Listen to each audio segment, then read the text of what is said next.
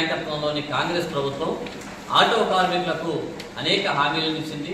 ముఖ్యంగా మహాలక్ష్మి పథకం ద్వారా ఆర్టీసీ బస్సుల్లో మహిళలకు ఉచిత ప్రయాణం వల్ల ఆటో కార్మికులు తీవ్రంగా నష్టపోతున్నారని భావించి వీళ్ళని మేము సంవత్సరానికి 12,000 రూపాయలు ఇస్తామని ప్రోత్సాహం ఇస్తామని చెప్పేసి వాగ్దానం చేసింది. అదేవిధంగా వాళ్ళ ఇన్సూరెన్స్ కు సంబంధించి కావచ్చు, మిగతా డబుల్ బెడ్రూమ్ ఇళ్లలో వాళ్ళకు ప్రాతినిధ్యం వహిస్తామని చెప్పేసి పలు రకాల హామీలు ఇచ్చింది.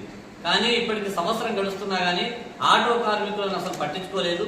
కాబట్టి ఈ రాష్ట్ర ప్రభుత్వ ఆటో కార్మికుల వ్యతిరేక వైఖరిని నిరసిస్తూ ఆటో కార్మిక యూనియన్లు అన్నీ కూడా కలిసి ఈ నెల 7న రాష్ట్ర వ్యాప్తంగా బంద్కు పిలుపునిచ్చినాయి.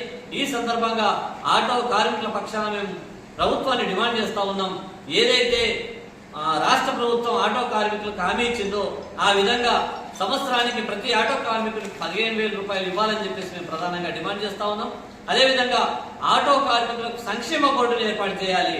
భవన నిర్మాణ కార్మికులకు ఎట్లయితే సంక్షేమ బోర్డు ఉందో ఆ సంక్షేమ బోర్డును రవాణా రంగ కార్మికులకు, ఆటో మోటార్ రంగ కార్మికులందరికీ కూడా వర్తింపజేయాలని చెప్పేసి ప్రధానంగా డిమాండ్ చేస్తా ఉన్నాం. అదేవిధంగా వాళ్ళకి సంబంధించి ఇన్సూరెన్స్ సౌకర్యాన్ని 10 లక్షల రూపాయల ఇన్సూరెన్స్ ఇవ్వాలని, ప్రభుత్వ పథకాల్లో వాళ్ళకి ప్రథమ ప్రాధాన్యం ఇవ్వాలని చెప్పేసి మేము కోరుతా ఉన్నాం.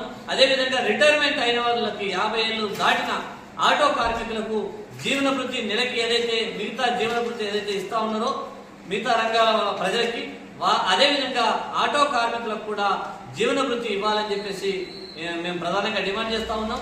ఒకవేళ ఈ 7వ తారీఖు నాడు లోపల రాష్ట్ర ప్రభుత్వం కనుక స్పందించకపోతే ఈ ఉద్యమాన్ని ఇంకా మరింత ఉధృతం చేస్తామని చెప్పేసి ఈ సందర్భంగా మేము ఆటో యూనియన్ల తరఫున మేము ప్రభుత్వానికి హెచ్చరిక చేస్తా ఉన్నాం.